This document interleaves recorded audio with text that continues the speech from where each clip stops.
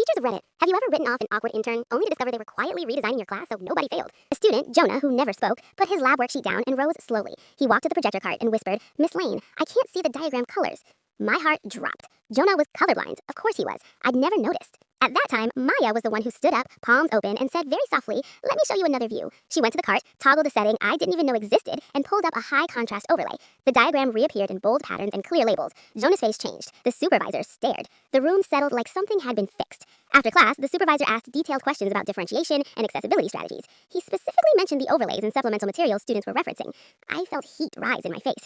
I gave structured answers, but I knew something deeper was happening. That afternoon, as I was leaving, I passed the library makerspace. Through the glass, I saw Maya seated alone at a desktop computer, headphones on, stacks of laminated cards beside her.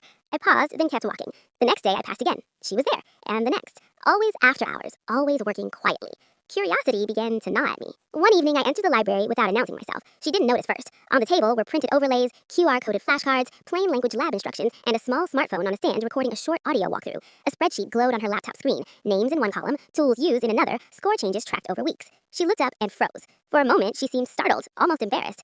I asked her calmly what she had been working on. There was hesitation, then she admitted that she had been creating alternate entry points for students who struggled with traditional formats. She explained that she had volunteered in a special education program before and had helped a younger cousin with similar strategies. She noticed patterns in my classroom: who read slower, who hesitated at dense diagrams, who avoided eye contact during complex explanations. She had begun designing small tools: plain language lab instructions, short audio guides for difficult lectures, accessible overlays for color-dependent visuals, tiny checklists students could keep privately. She distributed them quietly so students wouldn't feel singled out. She tracked usage, she tracked improvements, and she never mentioned it because she didn't want attention. She said she only wanted the students to feel capable without being labeled. Standing there, I realized something uncomfortable. The improvements I couldn't explain, the steady rise in confidence, the reduced panic, none of it had been accidental. She had been quietly redesigning the classroom around its blind spots.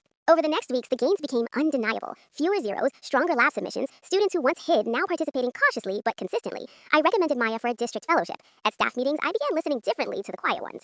That evening, alone at home, I sat with the weight of my misjudgment. I had mistaken humility for inexperience, silence for incapacity. She had been working beside me the entire time, not to impress, not to be seen, but to make sure no one failed quietly.